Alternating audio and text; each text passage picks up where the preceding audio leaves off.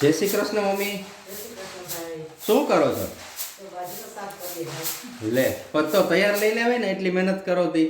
ના ના, અત્યારે આ દેશી ગામડાનો હોય ને એ બાજરો સરસ આવે અને સાફ કરીને આખું વરસ રાખીએ આપણે. આમાં લીમડાને પાંદડી ભેરવાય અને એમ સરસ તો આખું વરસ રાખવો છે. આખું વરસ રાખો. નહીતર બધા તૈયાર લોટ ને બધું મળે જ છે અત્યારે, તો તમે લઈ લ્યો તો. આપણે ન ખાવે ભાઈ. એમ આપણે આ દેશી હા, જો કે એ વાત સાચી છે. તૈયાર લોટમાં તો ઈ 6 મહિના લોટ ન બગડતો હોય તો ઈ એમાં તો કંઈક મિક્સ કરતા જ હોય, ન બગડે એવું. ટુકડે હોય એવું કાઢી સાફ કરીને પછી ભરવાનું ટેવ છે. હા હા હા, બરાબર. ક્યાંથી મગાવ્યો, ક્યાંથી બાજરો? આ બાજરો ખંભાળિયા બાજુનો છે. તે આ મગાવ્યો ક્યાંક બીજેથી? ગોરાણીથી મગાવ્યો? વાહ, ચશ્મા દે ભાઈ. ચશ્મા વગર નહીં ગુજે? ના, ચશ્મા વગર ન તમારે આવું ને આવું હોય તમારું. ચશ્મા વગર કઈ ન દેખાય ભાઈ મને. આમાં ખોટી મહેનત કરવાની, આમાં કંઈ છે જ નહીં બાજુ. મને હેઠા ઉપરા છે. સરસ સરસ. બધું સાફ કરી તડકો દે, પછી પાવડર ભેરવું, લીમડાને પાંદડી ભેરવું, તો આખું વરસ જોવું ન પડે. સરસ ચોખ્ખો છે. સારું સારું છે.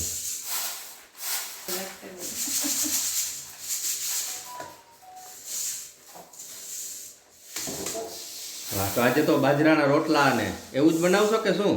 હા, હો, આજકાલ રોટલા, રીંગણાના વડા, બાજરાનો રોટલો ને રીંગણાનો ઓળો ને.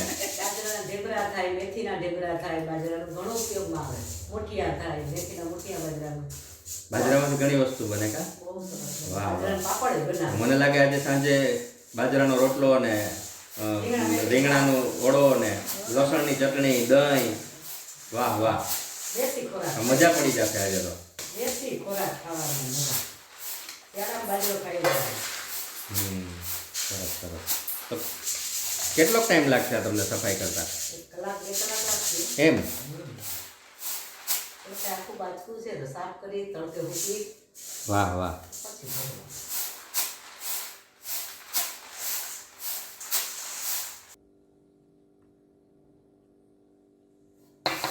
મિત્રો, બાજરાની સફાઈ કેવી રીતના થાય છે ને, આખું વરસ બાજરો આપણે ઘરમાં રાખવો હોય, સાચવવો હોય તો એને કેવી રીતના સાફ કરવો, બરાબર. સુપડાથી એને સફાઈ થાય છે, પછી એને ચાળવામાં આવે છે, બરાબર.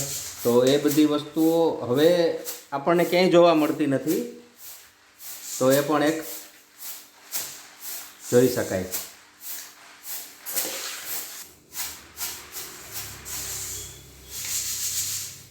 તો મમ્મી, તમે આ બે રીતે સફાઈ કરો છો તો એ બે વસ્તુ અલગ અલગ છે એમ, તો એ આનું શું મહત્વ છે ને આનું શું મહત્વ છે?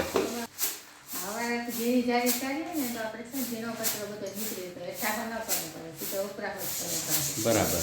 એટલા માટે સરસ. ઝીણો બધો કચરો નીકળી તો એમની એ હેઠા હો ને ઉપરા હો ને જે કી એ શું હોય જાય. મમ્મી કહે એમ?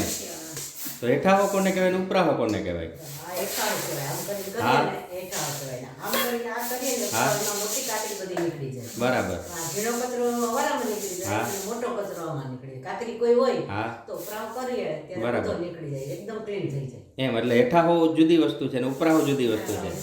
એટલે આજે અત્યારે જે તમે કરો એ ઉપરા હો જ કરો, આ ઉપરાવ, આ ચારે એ ચારે છે. ઉપરાવ. ઉપરાવ ચાવ કરો. કરો તો પછી ચારવો ન પડે. હેઠા હો કરો તો ચારવાની જરૂર ન પડે. તો બધો કચરો હેઠાણામાં નીકળી જાય. જો આ બધી જૂની પદ્ધતિઓ છે મિત્રો, બાજરાની સફાઈની જે લોકો પહેલાં કેવી રીતના કરતા, ત્યારે આધુનિક મશીનો નહોતા, ત્યારે લોકો આ રીતે હાથેથી જ અનાજની અને સફાઈ કરતા, અને લોકો આખા વર્ષનું અનાજ સચવાય ને એવી રીતે એનું પ્રોપરલી મેનેજમેન્ટ કરતા.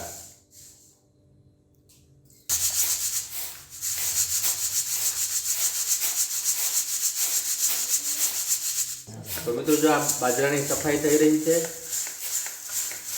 એ આપણે નિહાળી રહ્યા છીએ. આ ચાળવામાં આવી રહ્યો છે બાજરો, ચાળીને સફાઈ કરવામાં આવી રહી છે.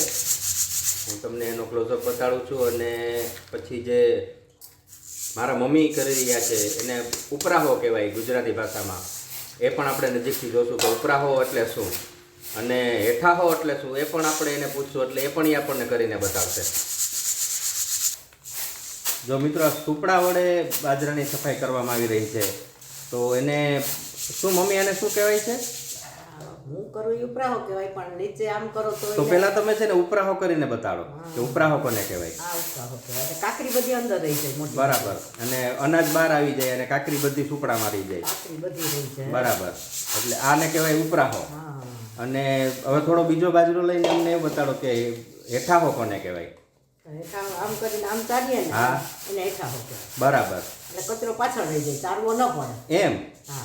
આ હેઠાહો કરો ને તો હા. ચારવો ન પડે, ને ઉપરાહો કરો તો કાકરી નીકળી જાય. બે વસ્તુ કરવી પડે. વાહ, સરસ સરસ.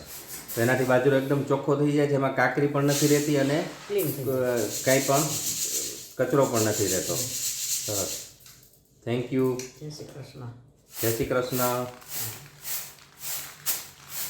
જય શ્રી કૃષ્ણ બધાને. જય શ્રી કૃષ્ણ. હવે આવા ને આવા આપણે બ્લોગ બનાવી અને મળતા રહેશું. અમારી ચેનલને સબસ્ક્રાઈબ ના કરી હોય તો આજે જ કરી દેજો. તમને કંઈક ને કંઈક નવીન અને જાણવા જેવું મળતું રહેશે. સૌને જય શ્રી કૃષ્ણ.